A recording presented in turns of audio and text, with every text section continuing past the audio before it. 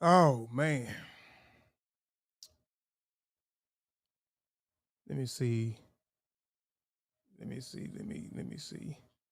Let me see. Damn.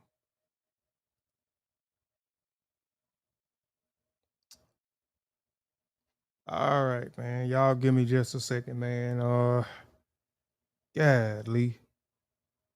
I'm gonna have to reshare this show right here. I'm gonna play some music for a second, man. I'll be right back in just a second. Let me play some music. Let me play out.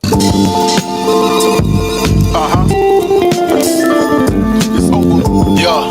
Hey, y'all, please share the show for me, man. Something happened, man, and it I think it was Sean's fault. I think he said it was his fault. He did something, but we back, man. Peace and Black African power, man. Sorry about that, man.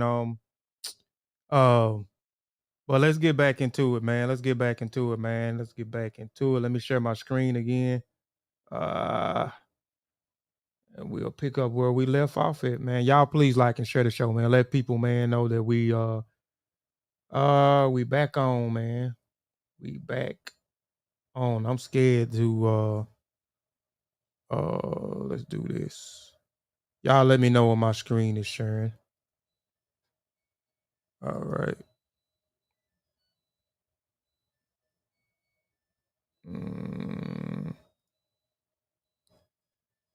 Okay. Why this won't pull up over here? Expand this. All right. Yeah, peace again, y'all, man. Appreciate y'all coming back. Let's go back to let me see. Make sure, let me do this. I hope this don't end the show when I do this. Lord, I hope this don't end the show. Y'all let me know if y'all can see the screen, full screen.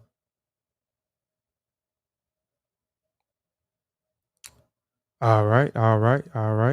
Yeah, Sean ended the show. Just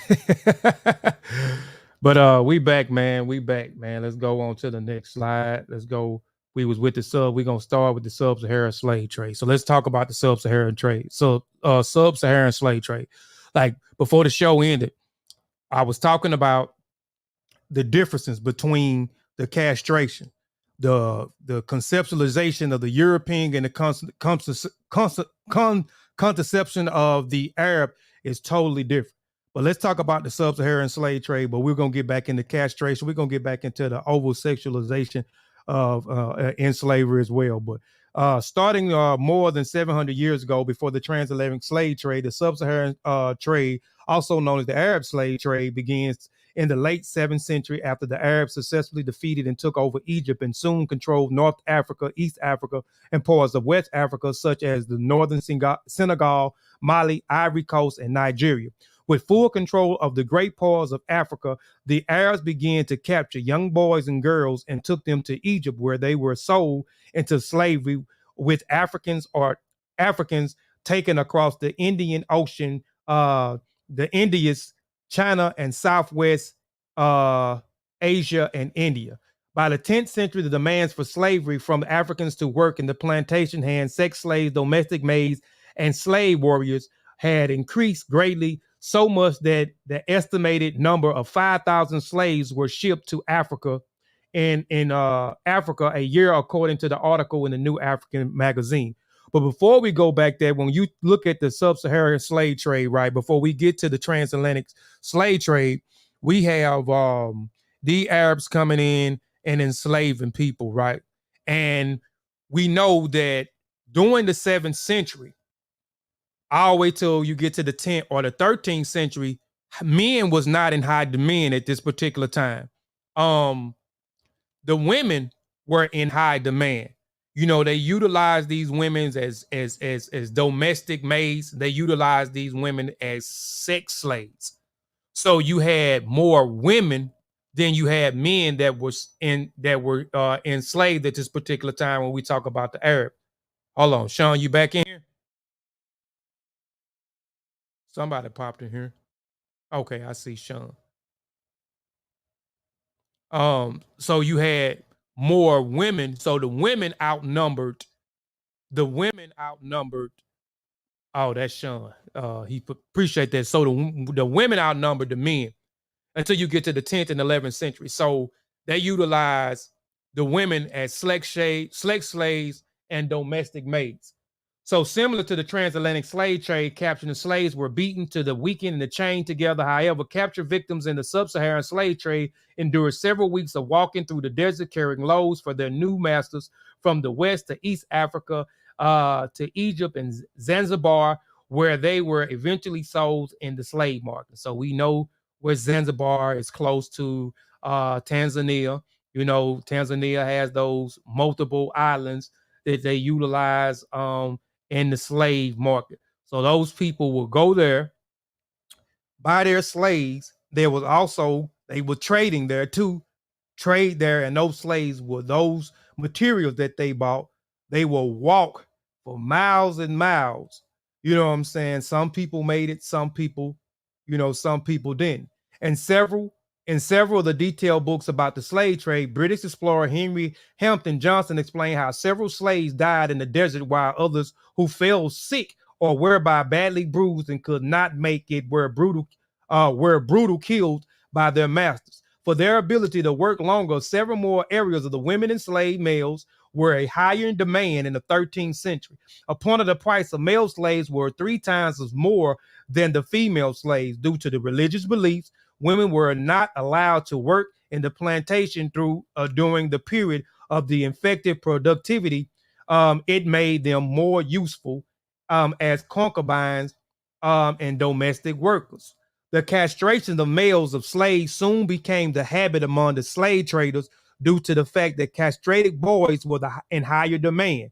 They were noted that workers, they worked faster and more efficient and stronger, and were not to be threatened to slave masters and owners who feared their wives, concubines, and female slaves would have affairs with them. So also, you looking, we talking about the Arab, right?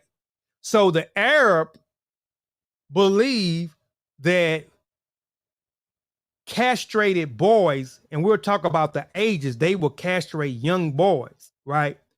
And these boys were in high demand, but they believed that if they castrated these black young Africans, that these black Africans these black Africans were, you worked harder if you was castrated. Now, and their wives, they also had the same ideology a little bit, but the European took it a little bit further. They also, you know, they feared, their wives will be, sensationalized by these Africans with these large phalluses. But their main focus was they believed that these Africans who were castrated, will work harder and will work faster. Peace to Sister Mikhail One. Again, I want to acknowledge everyone existing. Peace to everything is everything. Shout out to NERS, Sean Cal, Funny, and peace to Brother Lavelle. Peace. I want to acknowledge y'all existence. Peace.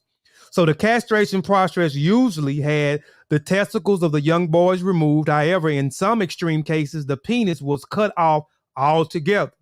At one point in time, the slave trade castrated boys were the most expensive on the market, and the death of one was a huge loss to the slave sellers or masters. Several of them died having to walk several miles to the slave markets where they were sold. So again, the Arabs believed that if you castrated these young men, shout out to brother Kent Logan, but they believed at one point that if you castrate these young boys between the ages of 9 and 12, that these individuals will work harder and these individuals will work, will work faster. So castrated African slaves were in high demand at this particular point because this was the ideology that they had, that these castrated men will work harder than anybody else. Plus, their women will also, or their concubines will also be safe from these men because, again, they are removing the testicles and they are removing these individuals' phallus. Yes, these are horrendous crimes. Castrating slave boys grew to become a prestige people in society in the time. Some joined the army and or became eunuchs. Castrated men employed were eunuchs. Castrated men employed to guard the women living areas at the Oriental court, while others became a part of the royal court after several royals for several years of their lives. So a lot of these eunuchs became guardians, of over their women's, over their concubines. You would see. I thought I had an image of what a eunuch will actually look like in him holding his position or holding his post. The sub-Saharan slave trade and castration of young boys, more than half of whom did not survive the procedures, continued for several years, even longer after the end of the transatlantic slave trade. It ended as late of 1981 in the places of Mauritania. So even after slavery was so far supposed to have been over in 1865, those Arabs was not having. So slavery was still utilized and still going on after 1865. The Europeans, who were one of the key players of the African slave trade, abolished the practice hundreds of years ago, and the United States officially ended in 1865. Arab countries continued to trade, with majority ending at the late 20th century. In Malawi, slavery was officially criminalized in 2007, with the mention of the Arabs country currently being involved in abolition clandestine. So they was illegally still practicing slavery, and a lot of times, like I say, we talk about the Arabs, but we always talk about the Europeans, but we never talk about what these Arabs, did, you know what I'm saying? And they wasn't having that slavery over here. They wasn't having that. Even as the rest of the world realized harm slavery did to the entire continent and made a declaration of obligation, in the Arab protest that it took a lot of international trade and revolt by the slaves from them to end. But at this degree, the intensity which altered the entire social reproduction of economic life for Black people, that made it more brutal and painful, that the transatlantic one said liberty. Remember, the Arab slave trade was in the 17th century, y'all. So female slaves were in high demand, and women outnumbered the men until the 10th and the 13th century. So going back again, the women was in high demand. They used them as their concubines. They used them as their slaves. And then this castration, they believed, is a little bit different. So we're trying to variate between the two when we're talking about the Mandingo Theory, right? So we're trying to variate between why castration was at an all-time high and why we don't talk about castration, right? So the Arab ideal of castrating Black African men was, they believed that the castrated boys between the ages of 9 to 13, they were hard workers. You know what I'm saying? So these castrated men was in high demand during the sub-Saharan slave trade. But then as years began to go by, we get into the 10th, we get into the 13th, the 14th century, we start to see that men now become high demand, because now the Europeans are starting to utilize these Africans that they're kidnapping for free labor. But also, as they doing that, they begin to develop this ideology or this paranoia for these Africans with these large genitalia, right? So the Arab believe again that they utilize, if the castration, they believe that these Arabs will work faster, they will work harder if they was castrated, right? And the Europeans tried to keep their women safe and believed that these Africans had this bestiality, savage nature to them, and they was over-sexualized, that they was ready to pounce or rape their white women, or their women will become envious or over these large genitalia of these Africans. Well, now they begin to develop this ideology where they had to castrate these Africans at an all-time high. The transatlantic slave trade. The transatlantic slave trade, the African slave trade was one of the most tragic and devastating experiences in the history of human race. During the time, black slaves experienced severe forms of physical, mental, and sexual abuse apart from the hard labors they engaged in the large, complex lacks of regarding the basic rights of humans. In the eyes of laws, all slaves were treated as property. Black men were revered as slaves and were more valuable because of their physical strength. They could get in they could get involved in skilled labors and were mostly blacksmith, carpenters, furnace men, field workers, and did all sorts of manual labor. Due to the fact that they could work for more hours in many places, there were a greater demand for men than women.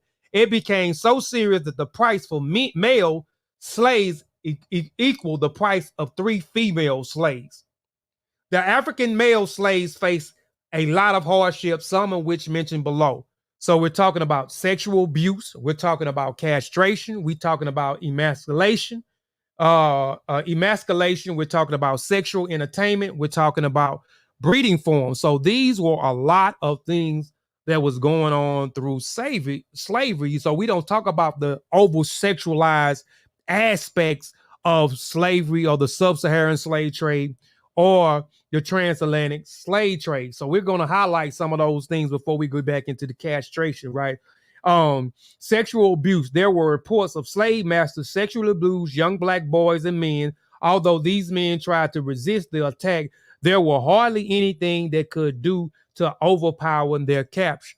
So even when we're talking about sexual abuse, we always talk about the women being raped, but we never talk about how the men was being raped. Men was also being raped as well. And as I think about that, do we think, okay, a lot of our people who gravitate toward the same sex, right? A lot of those people who say that women who like women or men who like men, we notice that a lot of them go through some type of trauma. Most of the people that you talk to go through those types of trauma, saying that they was raped by their uncle, or they was raped by their mother's boyfriend, or they was raped by someone in their community, whether it's male or female. And that trauma brings on, them disliking or not feeling protected or feeling loved by the opposite sex, meaning that if a female was raped by a male, then she would tend to gravitate toward the same sex because she feels a certain type of way, or that trauma goes back to that man, which she utilized that trauma for all men, right? And the same vice versa. So can some of that trauma that we say comes from out of slavery too? I'm throwing out that question. Can that come from that? Because the men was also raped and it was also kept kind of quiet, because no man, because we was emasculated, and no man want to talk about him being raped by another man, right? But men was also sexual, not only castrated, but they was also sexual abused as well. So it wasn't just the women, it was also the men. So did the men also pass that trauma down through slavery, where we begin to develop these homosexual acts, or men starting to like other men, and passing this trauma down because of being raped through slavery? I'm just throwing a question out there.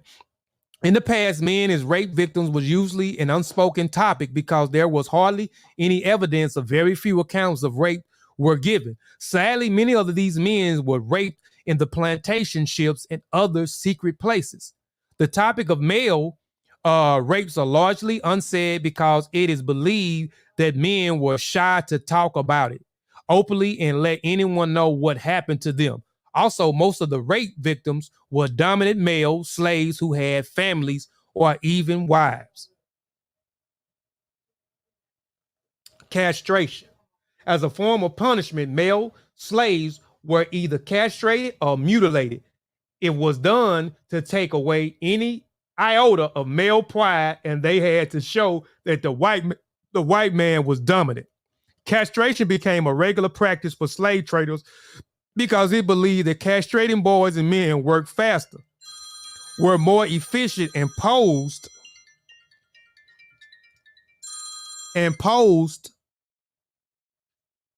slave traders because they believed that castration boys and men work faster. And this was a concept when we talking about men being castrated. That's why I wanted to bring out the Sub-Saharan slave trade, because when we talk about the Sub-Saharan slave trade, they believe that castrating these young boys between the ages of 19 to 12, that they will work harder and they will work faster. So castration became a practice within the sub-Saharan slave trade. So men were being castrated. Their testicles and their phallus were being cut off. Shout out, peace to Judy Jones. Peace to brother Robert Wren. Peace to my brother Jehudi Ma'at. I want to continue to shout out people's existence. Castration involves the removal of the testicles, and in extreme cases, the penis was cut off altogether. The main target were young boys within the ages of 9 to 12. But also, again, going back to why the European castrated, because they believed that we was animals. We had this beastly nature within us, this over-sexualized nature within us, where they feared that we would rape their women. You know what I'm saying? Or their women will become envious of these large African with genitalia, which developed this theory called the Mandingo Theory. And you begin to see the European the Atlantic slave trade, where men began to be castrated at an all-time high. Jama, or peace to brother Donnie Williams, as well. Just trying to look in the chat and see who's in there. I'll look at who's saying what in a minute, but I just want to acknowledge people existence. So sadly, many boys lost their lives to the horrific process because it was brutal. So a lot of people between this process of being castrated, you know what I'm saying, a lot of our young men lost their lives because of this practice of castration between the Arab, and this practice of castration between the European. So I'm just trying to bring these things out, right? And even bring some of the trauma that I believe that was passed down, you know what I'm saying, when we talk about same sex, right? Let's go on to the next slide.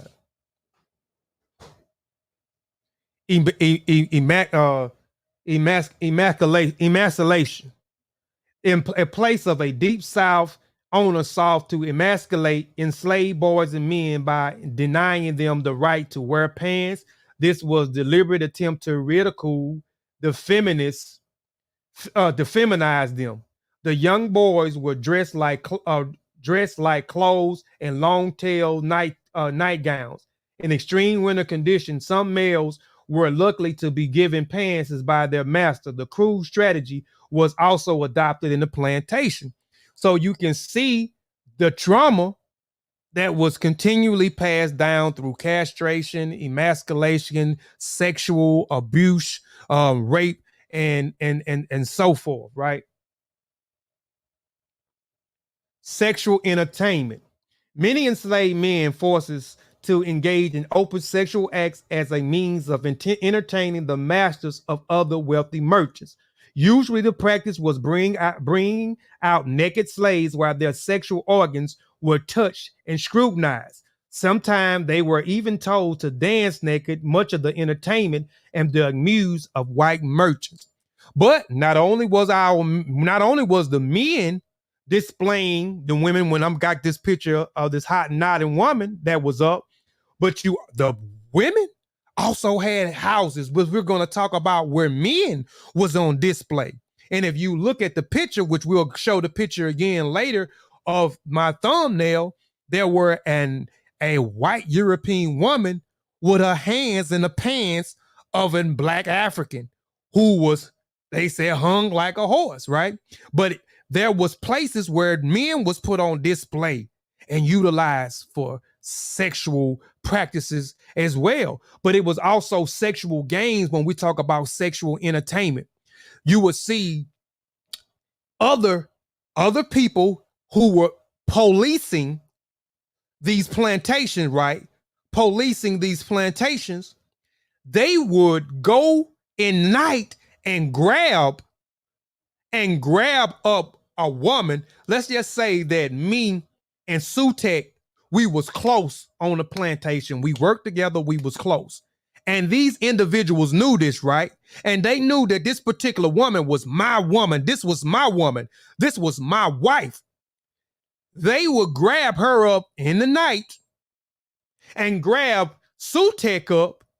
And while we're there, showing that I'm taking them out of the house. I'm taking my girl out of the house. I'm taking him out of the house. And now I'm taking them and they're taking me out of the house, and they are forcing Sutek to have sex with my wife while I watch. So these were some of the sexual entertainment and sexual games that they would play. And not only would it do that, this would hurt me because me and Sutek was close. And now I'm having to watch and endure Sutek have sex with my wife. And now it begins to play on my psyche. And then now they are antagonizing me later on and saying, man, you see how Sutek jumped up and down on your wife, boy. He went in. You see how he made love to your wife. You see how he beat that thing up. Now they are getting inside of your head. And now they are pivoting me and Sutek against each other now. So now I want to fight, and now I want to kill Sutek because he pounced on my wife. These are some of the sexual games that we're playing. That's what I'm saying, over sexualizing and slavery. These are some of the things that it's not talked about, right? Shout out to Concrete Corey, man. Again, I'm trying to acknowledge everybody's existence. Shout out to brother Lavelle. Shout out to Mongo Slade. Shout out again.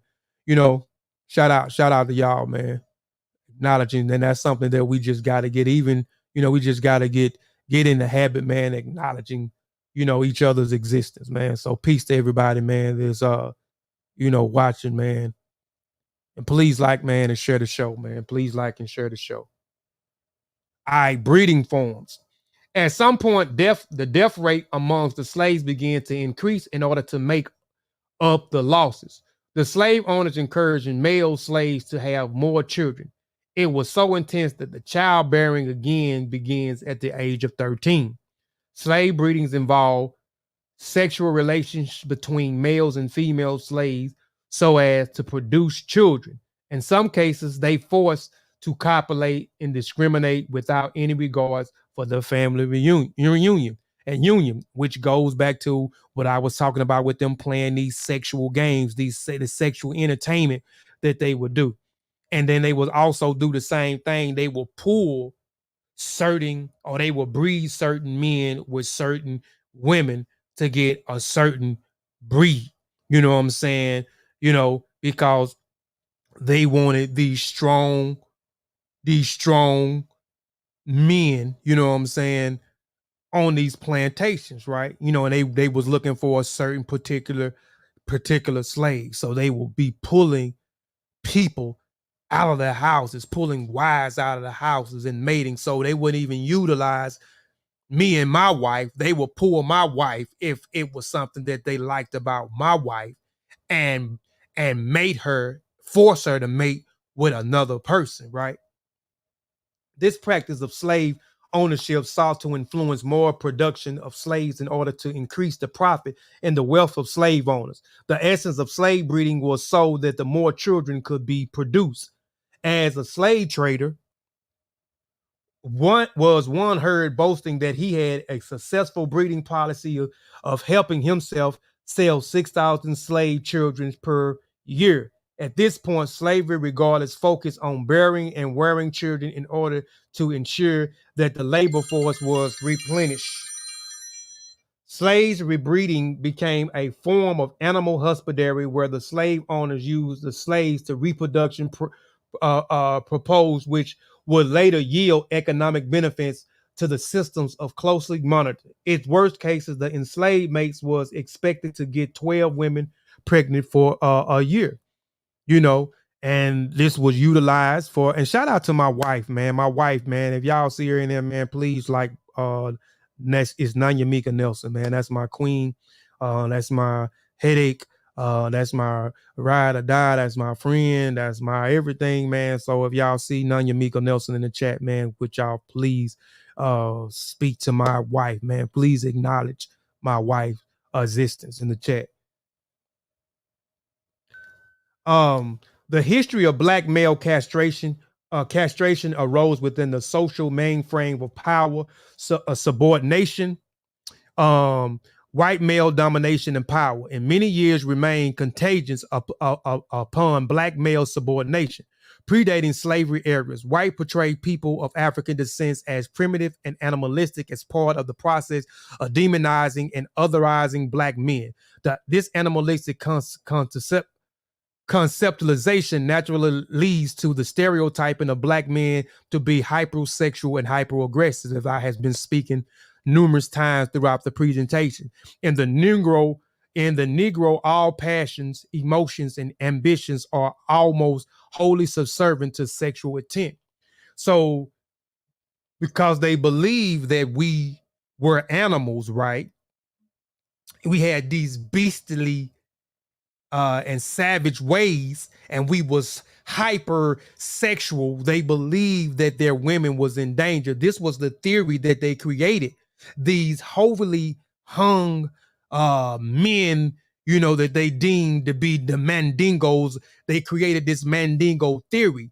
So in order to protect them wives and to protect, you know what I'm saying, to protect, you know, they believe that we will rape their women. They also believe that their women would begin to take a liking in those Mandingo men and not in, you know, and not in them. So they begin to, you know, create this practice of castrating African men, you know what I'm saying? And as you begin to study this, you start to see this at an all-time high of them theorizing that, man, they are doing this because we are animals and we're over sexual, so we have to protect they have to protect them women, so we have to castrate these men. We have to cut off their balls. We have to cut off their phalluses. At the core of construction, the oversexed black male parlayed perfectly into the notion of black beastly and primitivism. Whites frame black male sexuality in a manner that invoke connotations of the foreign imposing of unnatural. Within American society, black males thus emerge as the sexualizing others. When these sex-crazed conceptualizations of black men juxtapose themselves against countervailing conceptualization of white women as pure and domicile, and the stage was set for interracial tension and conflict. And their women did fantasize about those black Africans. They did fantasize about those black Africans. They did do the same thing the men did. They would take them into the horse stables outside of the house, and they will have sex in secrecy with these black men. But we also going to talk about the houses that the women had, that they were also, we always knew about the Hottentotten women that they were put on display with the big buttocks, right? But they will also do the same thing with the men with the big phalluses. They will put them on display. The women will put them on display and utilize them for sex games also, as well. You know, their women begin to fantasize. That's what the European also feared, was their fear. You know what I'm saying? Was their women will begin to take a liking in these African men, right? But we know that, you know, through castration, the Arab, their ideology of castration, they believe that castrating these Africans would make them work harder and work them, and, you know, and have them to work faster. You know what I'm saying? I don't understand where they get that from, where if you castrate these men by cutting off their testicles and cutting off their phalluses, that this will make a person actually work harder and make a person work faster, which, you know, this ideology from the Arab, those castrated Africans became high demand in the Sub-Saharan slave trade, right? Shout out to my brother Rakim 777. Peace, peace, peace, brother. Peace. Want to acknowledge your existence as well. Indeed, while the rape of black women was legal, American political and judicial institution provided excessive protection for white women. And like I said, it was crazy. They feared for, you know, their method of castration. So they come up with this Mandingo theory to castrate these men because they believe we was over-sexual and we would rape or we would pounce on their women at any given time, right? But they made it legal for them to rape our women. So again, they would take our women in the middle of the night and they will pass our women on to their colleagues. They will, and the Arab will utilize our women as sex slaves as the Arabs. So I'm doing comparing and contrasting between the Arabs, you know what I'm saying, ideology and the European ideology. Shout out to brother Pure Black Peace, brother, acknowledging your existence as well. So, you know, they made it illegal. It's okay for you to rape our women, but it's not okay for us to rape your women. So you gonna cut off our testicles, you gonna cut off our phalluses, which we gave you no indication that we was going to rape any of your women. You know, you were just jealous because we had it and y'all didn't have it down there. The white male preoccupation with the sexual activities of white women, however, found its roots as much as it fear as is in love. Driven by the fear of black male sexuality, the law of sexual assaults and the rape emerged as a tool of fortified white male power and the control of their possessions.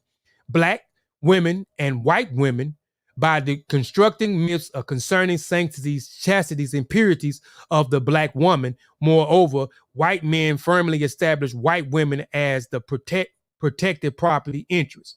So as I continue to state that they believe that when they come up with this crazy theory and this crazy practice of castrating Africans, they believe that they was protecting their women, but in all actuality, they was jealous and they was protecting themselves, you know what I'm saying, to not be embarrassed by their women because, again, we had it and they didn't have it. And they was wanting, you know, they didn't want their women to lust over these Africans that were in good shape, these Africans that was well hung.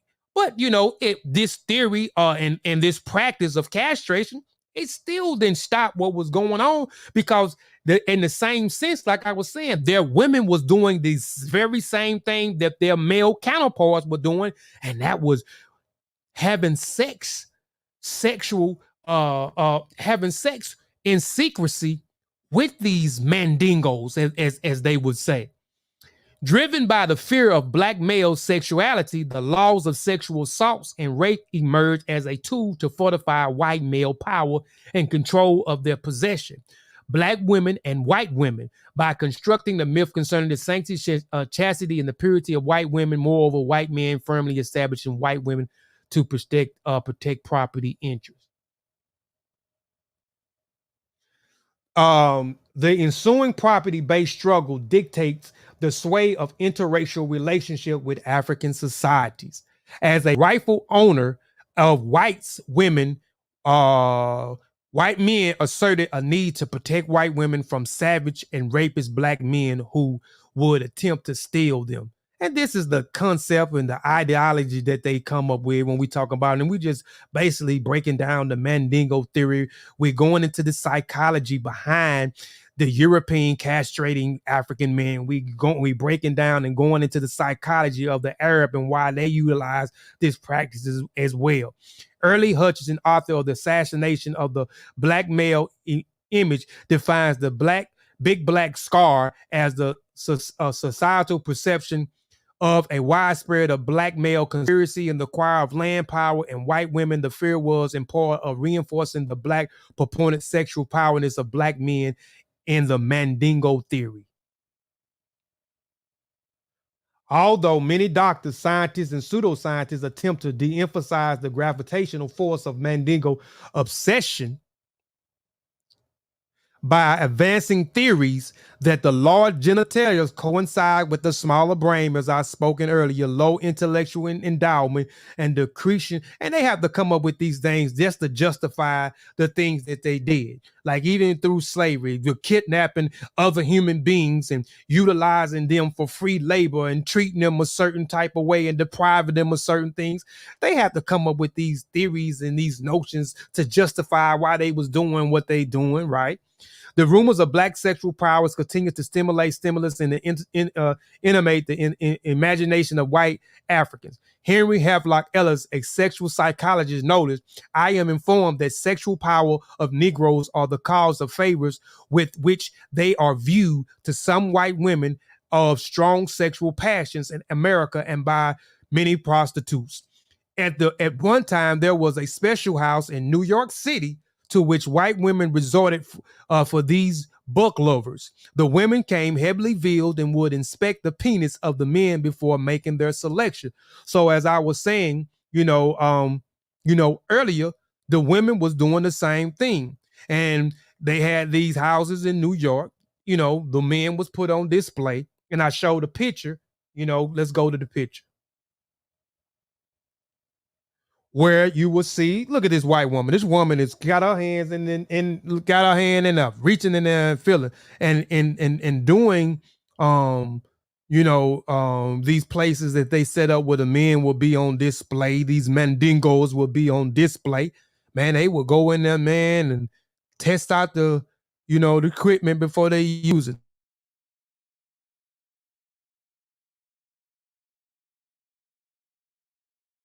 Shit.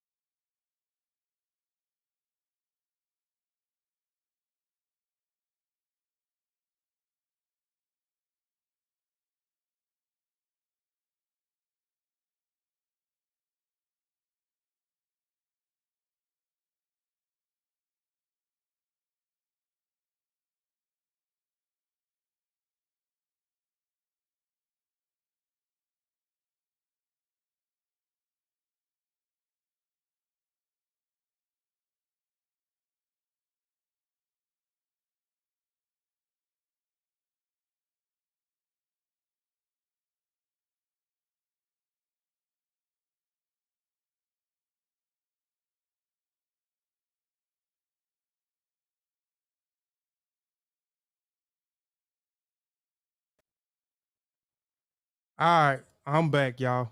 You let me know if y'all can hear me. My laptop died. I got my laptop died on me. I thought I had my laptop on. But can y'all hear me? Let me know if y'all can hear me. Y'all let me know if y'all can hear me.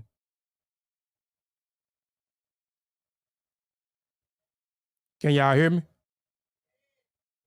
All right, man. Let's get it back on, man. I'm sorry. I'm tired, y'all, and I'm just Sean in the show early a while ago by accident, and now I ain't got my laptop plugged in. And but let's go back. Let's go back. Let me share my show. I mean, share the screen. I don't have much left. And then I'll look in the chat, man, and see what's going on in the chat, man. Uh, y'all let me know if y'all can see my screen. Hold on, let me do this too. I think it's still on there. Let's put it back on here. Oh, okay. What up with it, Chase?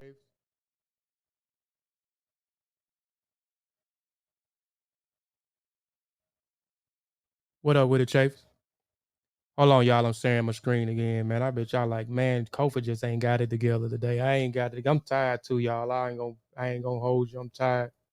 Shoot, been up all night, man. Had to get up and drive 2 hours, then drive 2 hours back, and then try to start this show.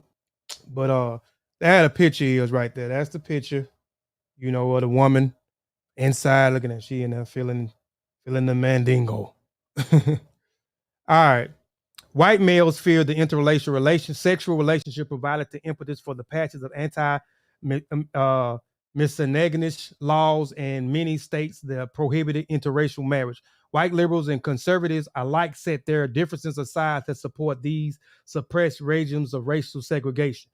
During the 19th century, 38 states adopted the anti-miscegenation statute. The United States Supreme Court upheld the constitutional of the miscegenation laws. Moreover, in the 1883 Pace 5 Alabama case and Pace in the Supreme Court ruled that the Alabama anti-miscegenation statute did not violate the 14th Amendment because the statute threats of race equality and suffers as both whites and blacks were punished in equal measurement for breaking the laws against interracial marriages and interracial sex. So also, I want to pose a question. I posed a question when we was talking about those sex games, when we talk about men being raped, women being raped, and them passing down that trauma. Shout out to Bill Mirror TV. I want to acknowledge your existence. That's a new cat there.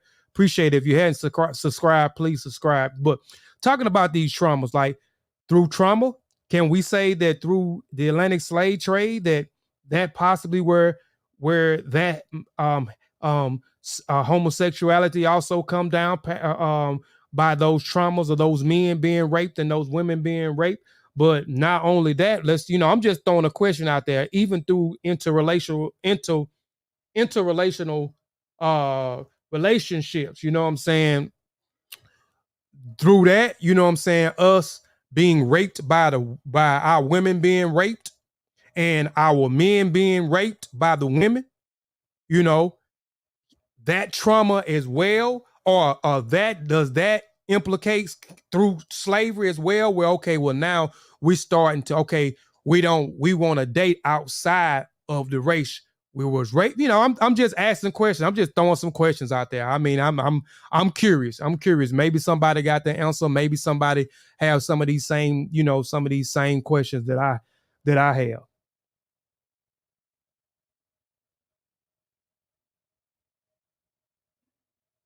Okay, my brief conclusion.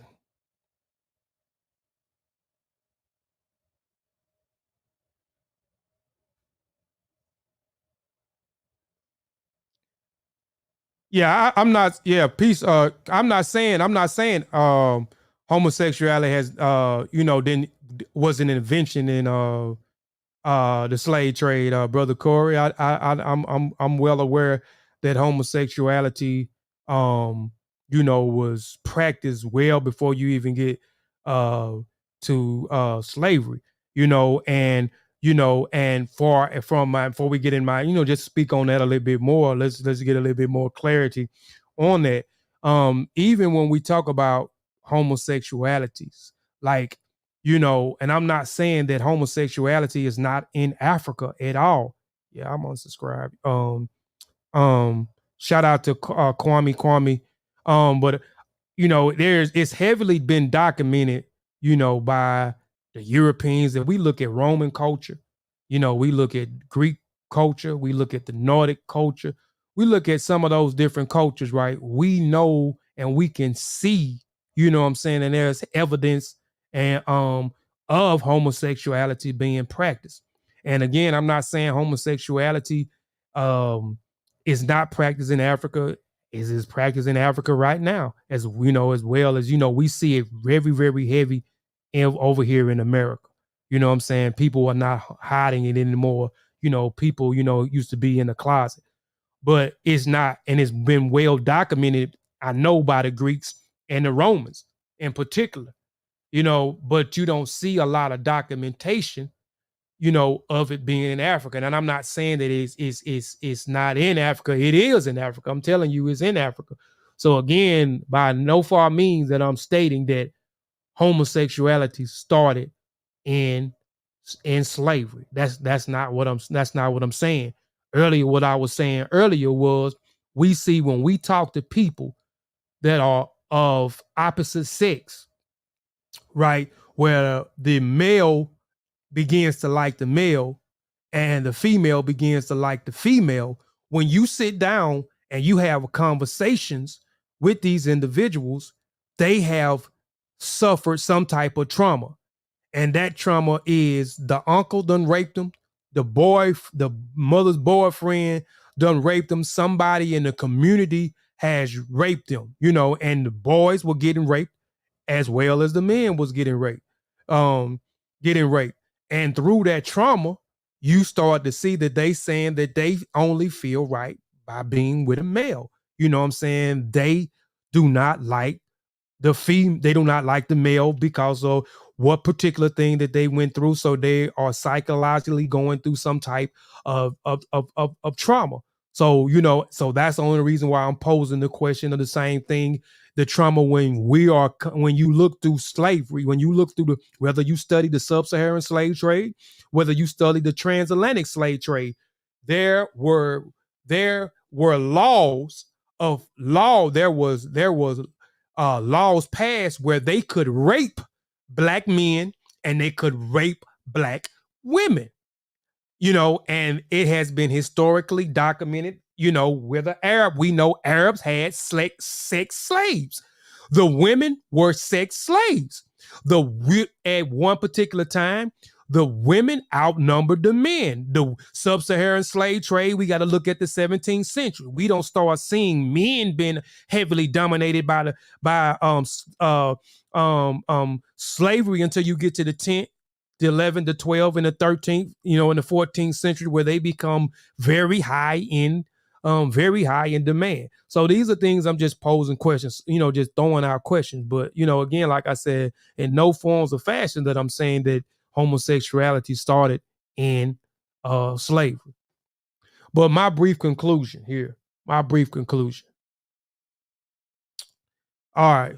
I believe that the Arabs, but more the Europeans, had a jealousy for the enlarged private parts that manifested the paranoia that their women would want or fantasize over Africans who were enslaved.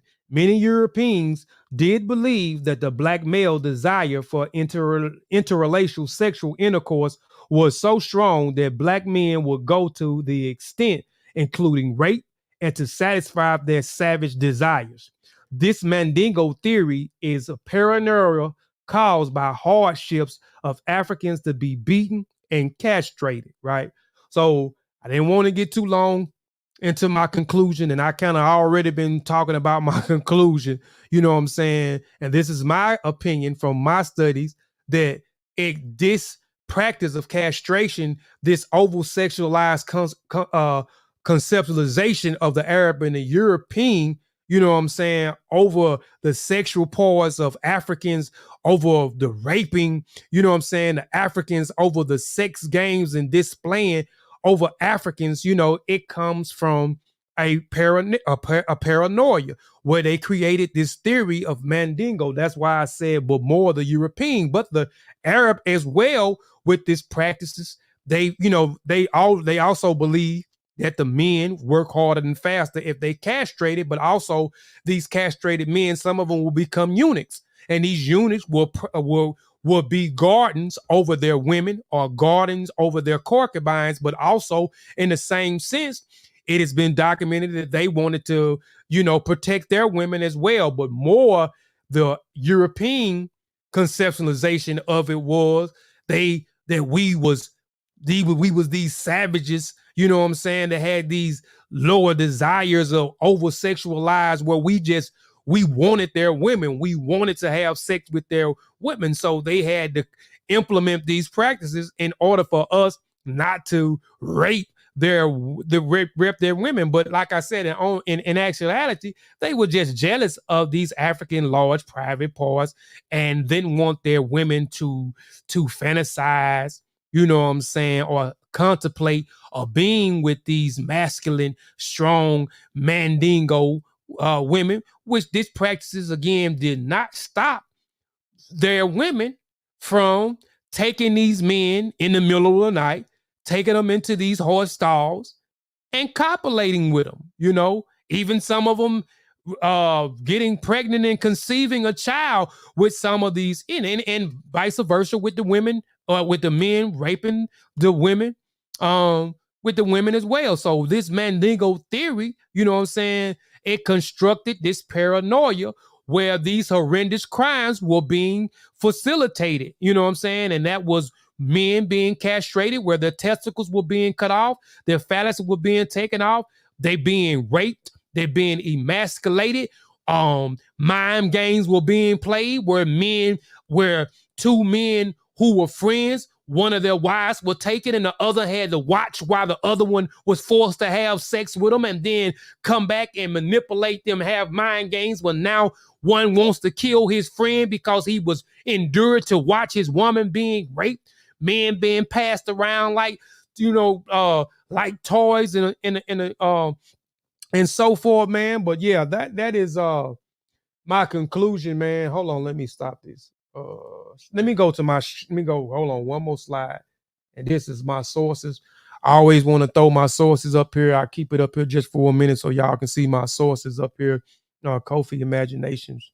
Wow, what you mean by my imagination? Wow, what I'm imagining, Sister Mika. One, talk to me.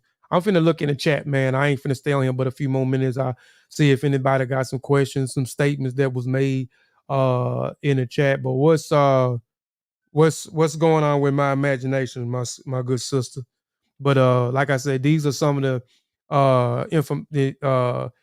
the sources that I pulled some of the information from. I'm gonna start sharing my screen. Okay, let's see.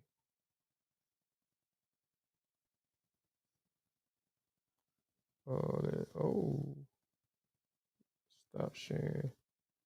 All right. So let me look at some of the stuff that's going on in the chat, man. Let me see.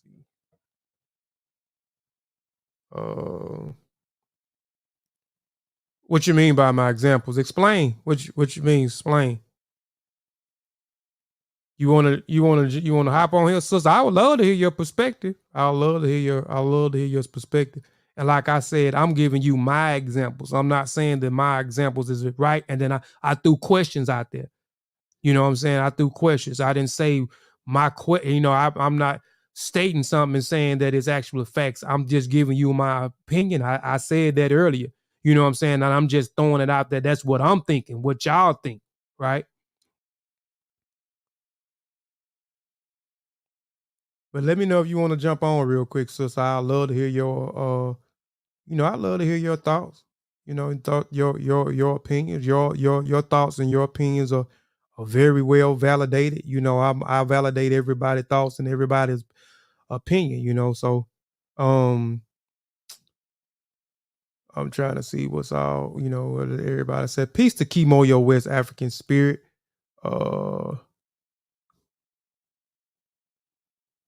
Let me know, Sister Mika, if you want to come on now. I'll put the thing in the chat real quick and you can come on and you can voice your concerns, you know what I'm saying? And maybe can teach me something. I'm willing to learn. I'm willing to learn. I'm just going through the chats, man, seeing anybody got anything else, man, far as the presentation wise, man, what's going on. Hey, Kofi, you right. That my be like me, brother. What I say is law. I ain't showing no damn primaries. I have to show information. That's just me. I just have to I always show my sources. But shout out to you too, man. I listened to what you said the other day too, man, about being yourself, man. And you know what I'm saying? You have to be yourself, brother. You just And I'm definitely I've been doing that for a long time, but I was trying to switch it up a little bit. But people told me I need to speak like this, I need to talk like this, I need to present information like this, I need to surround myself around this, I need to look like this, and you know, I'm just only being. I need to talk like this, and I was saying I was gonna get beside the preaching, I get the uproaring and being preachy, but I can't help it. That's just me. So I'm just gonna stick to what I've been doing, man. But I'm trying to see if anybody got some questions. He said, great presentation. Appreciate it, man. Nope, you don't be. So, hey, make sure you give me your info, Ogun, man. Give me your info, man. My email is Labaris. Let me put it in the chat. You can email me. Hold on. LBARR. Damn. Hold on. ARRACENELSON at yahoo.com. That's my email right there. You can reach me at my email right there, bro. Email me, man. Okay, no doubt, no doubt, no doubt, no doubt. Yeah, you can just call me personally, man, or just text me your info, man. I like to chop it up for you, with you for a few minutes, man. And even, man, basically have a discussion. Black is better on you, Kofi. Leave the red alone. What you mean? Black is better on me, sis? What you mean? What you mean? But man, hope everybody appreciated the presentation, man. Like I said, man, I was going to, present something on African billionaires. Like I said, we always talk about these European billionaires, and we know their names by verbatim and what they own, and how they accomplish, and we study them, and and I'm not saying we shouldn't. We should study them, but we also should study our own as well. So I wanted to kind of bring out those um uh African billionaires, because there are a lot of African billionaires, and I might come back and do that one next week. But I was doing something and I just ran across the castration part, and it's being over sectionalized through slavery on both sides, the Sahara Coast slave trade and Atlantic slave trade. So I said, man, let me put something together real quick. You know what I'm saying? And put some out here, man. Maybe they'll receive the information. Maybe they won't receive the information. Maybe they'll appreciate the information. Maybe they won't appreciate the information, man. But again, I guess it's Mika. I don't want to come on, but I guess, man, I'm get ready to end the show, man. I appreciate everybody for watching. You know what I'm saying? I appreciate everybody for tuning in. I appreciate everybody that's been supporting the businesses that we have. Business is actually picking back up for us for the publishing company. We were doing very good last year up until Christmas. We was busy, and business is picking back up. We got a project, a client's project coming out. Another client project I'm excited about that we finna start working on. We just finished one. We finna start working on one, and then we got another one following behind that. Then we also have our own project that's coming out that we're not gonna discuss right now, but we got something else in the works that's coming. Hopefully by November from us. Good ideal that I think will be dope for a book and for us for a collective. So just be on lookout, man. If you need anywhere, please go and patronize in Boca Family Connect Apparel. We got all type of clothing on there. Also be on the lookout for Jehudi Ma'at, our good brother. He's gonna have some apparel on there tonight. His Scribe, DJ Scribe. I can't think of what it is. I can't remember exactly what it is. Hold on, let me see where my phone at. I ain't even got my phone to even see what it is, but his apparel will be up online if y'all want. It's dope too. You know what I'm saying? Check it out tonight, man. But again, like I said, appreciate everybody, man, for tuning in. I'm gonna leave y'all, man, again with matter of fact, I'm gonna leave y'all with something different. I did a soul track also, man, for if you need some videos, some small marketing videos done, commercials, man, holla us. We, our publishing company also does that. We also provide our own music for that as well. We also providing music, which is going to be another company that's coming soon. Maybe it's going to be called Ubuntu Music. I think that's what I'm going to call it. A lot of people already know some of the stuff that I'm working on as far as on the music side. So if you need some music, man, just holler at us too, man. And we'll be able to facilitate that as well. I just want to show off my lit board, man. I got, well, not a lit board. I got a lit board over here, but I got a Key Lab material, man. This thing here, man, is hard, man. I'm actually gonna get on this and jump on this in a little while, man, and crank out something, man. But I'm gonna leave y'all with something, man. I'm gonna leave y'all with another track produced by me, man. Y'all let me know, man. Let me know if it's trash or is it gas. But man, peace and Black African power, man. I appreciate everybody, man, for tuning in, man. Please like and share the show, man. Share the show with somebody that you think may be interested in some of this information, man. We back to the basics. You know what I'm saying? I come in teaching. I'm gonna go out, you know what I'm saying? I'm gonna go out teaching, man. I'm back in my lane, man. But let me know what y'all think about this track, man. Produced by me, Peace and Black African Power, man. And we out of here, man.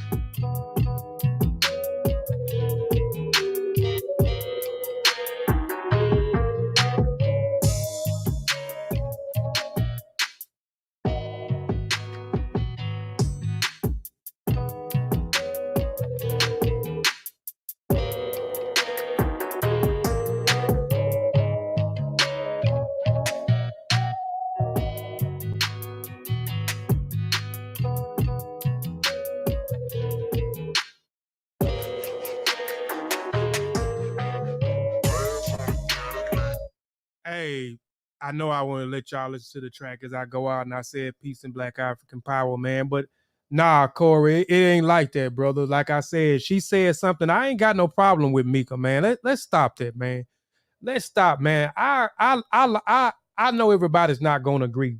Everybody's not gonna agree, man. It's not no zero tolerance for this over there. That's untrue, brother. You know what I'm saying? Shout out to you. No disrespect to you, man. But let's not throw that out there, man, because I done seen this too much, man. We have begun to start saying stuff, and people are starting to believe it. Like even stuff that was said about my company, bro.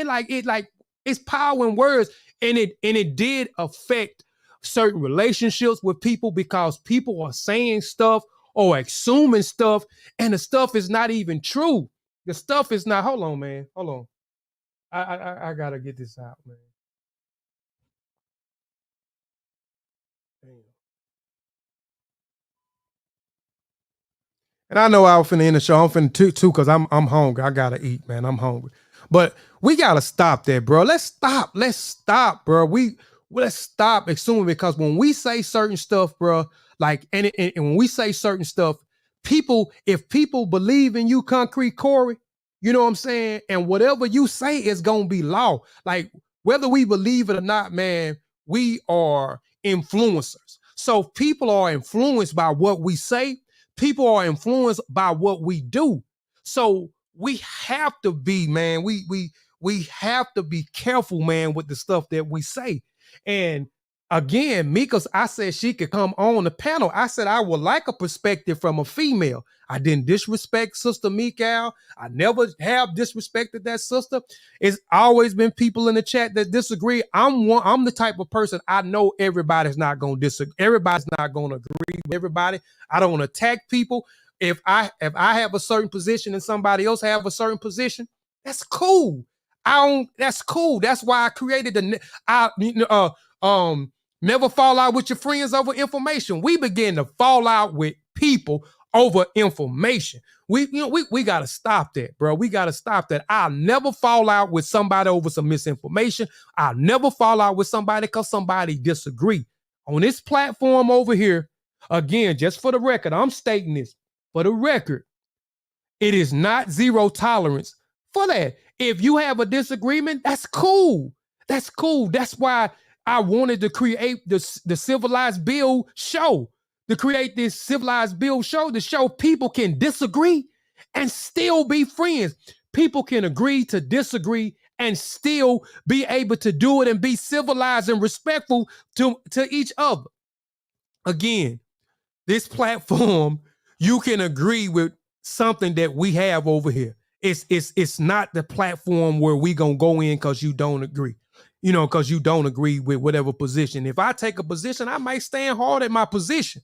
But that's me in my position, and I respect for you for standing hard in the position that you have. So, man, we just got to stop, man. We got to stop assuming stuff, and we got to stop typing, and we got to stop speaking stuff, man, about each other. Because, again, people we are influencers, whether we like it or not. And some of us don't give a damn about setting the right example. I do give a damn about setting the right example. And then the example that we set, or when we set those tones, people lead off of them because they might like Concrete Corey more than they like me. So they'll take what he say on face value, and then they'll stop fucking with the channel. And excuse me for cussing, they'll stop messing with the channel just because he said what he said. And that's not true. That's not true. I don't got a problem with that, sister. I don't have a problem with anybody. I have done numerous of presentations. People have said stuff in the chat. People have typed in the archives after the show had went out. I looked at it, and people disagree, and I don't have a problem. I never come back. I don't give no ad hominems. I don't disrespect anybody.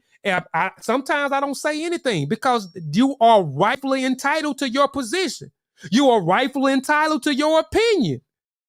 I don't have a problem with that. So you can come over here and you can be, and if you can have the opposing view, I'm still gonna treat you with respect. I'm still gonna do that. I'm not gonna attack anybody. Again, we gonna be a fool to believe that everybody believe or have the same position. We'll be a fool. We'll be a fool for that. So again, I'm just saying that I had to stop the music, man, for that, because we don't want to paint that narrative. And I don't want to paint a narrative. And like I'm saying, we have did it on both sides. And it is a side. Is people have created sides. And the sides were created by two individuals. And then with those people, with those two individuals, the people who belong to those two individuals who are influencers, who influence other people, created the sides. So now you got people that don't want to come over here, and people that unsubscribed over here. And then you got people over there on the other side that unsubscribe over there, because we are assuming and we are running our mouths about stuff that we have to stop, man. We have to stop. Like we can disagree, man, and still be peaceful. We can disagree, man, and still get along, man. We all brothers and sisters at the end of the day, man. So let's be careful about the things that we say. Let's be careful by the things that we type. And I'm speaking for myself too. I have to be careful by the things that I say, right? I have to be careful, by the things that I type. Because sometimes we can assume stuff, because I assume stuff. But I'm a type of brother, if I assume stuff, I'd rather just go to the person and I'd rather talk, and get it out instead of assuming. So now I know exactly what this brother position is, and now I don't have to assume. And then I know how to take this person from now on. Whether they fool with me or not. They don't fool with me, that's cool. Now but I can respect it. Or he take the opposite position. Okay, no hard feelings. I'm African out. You might not like Africa the way I like Africa. You might like Africa, but you may not believe that you could utilize some of the concepts that they had back in the days. So I'm just saying, let's just be careful, man. Just be careful. Shout out to you, Concrete Corey. I ain't got no problem, with you, because people will say, because I stopped the music and said something, People will say that I got a problem now with this brother, or I got a problem with Sister Mika, and that's not the problem. Shout out, much love to you. Much success to Sister Mika. Much success to you, brother Concrete Corey, man. Shout out to, you know what I'm saying, everybody, man, that's trying to do something, man. Much success to everybody, man, that's tuning in, and everybody that's in the chat, man, right now, man. Shout out to y'all, man. But again, man, let's just be careful, man, by the things that we type. Let's be careful by some of the things that we say. And let's not assume, let's know. You know, a lot of us talk about we are advocates for science, right? And we always talk about science means to know. We have to do the same thing, man. We got to stop assuming, and we have to know. You know what I'm saying? So just reach out to the, you know, especially with me, I am not hard to find, man. Everybody in this community, I don't know that I'm, you know, I give you my email address. I give you my cell phone number. I give you my other email address. I give you my other contacts. I don't have a problem with it. I'll sit down and talk to anybody, and I'll sit down and talk to anybody with respect, man. And I'm not going to disrespect anybody, because people may not agree with what I say, you know what I'm saying, or agree with the practices, you know, that I practice, you know what I'm saying? So let's just be careful, man, with what we say, man. And bro, I'm out of here, man. Peace and Black African power. You know what I'm saying? And I mean that, bro. Peace and Black African power, man. I mean that. And hopefully one day, man, we'll all stop bickering with each other. We all stop trying to little nigga or somebody, or little son, somebody. We'll all stop trying to stroke our egos, bro. And we'll all be able to come together, and we'll be able to produce something for ourselves, and we'll be able to leave something for our kids. We'll be able to do something where we affect and change in the community, because that's what I'm about at the end of the day. You know what I'm saying? That was the whole purpose of creating this YouTube channel. That was the whole purpose of creating the businesses, the same three different brands, the Kofi Piesie TV website, the Mboka Family Connect apparel, this music company that's going to be connected toward not this music apparel, but this music company that I'm building from the ground up, investing a lot of money in right now. You know what I'm saying? Producing materials, you know, clothing, book, whatever it is, you know what I'm saying? Helping people and giving people jobs and helping pay people, because people that participate in our businesses, we pay them, and we reciprocate it back to other businesses as well, man. We connected with other businesses too. If we can't facilitate it, we give you to another Black-owned business, man. So we just got to get in the habit, man, of helping each other, man. We got to get in the habit of producing. You know what I'm saying? It's cool to get on here and talk and be intellectual, man, and talk about the books that we read and talk about the trips that we went on. But at the end of the day, man, what are we doing, man? What is the talking, and what is the trips? What is it actually doing, man? What is it actually doing for us in general? What is it actually doing for the people, man? So again, I'm for affecting positive change, bro. Whether it's on the airways or whether it's in my community. I know what Kofi doing, so what you doing? You know what I'm saying? So again, man, peace and Black African power, bro. And I'm out of here, man.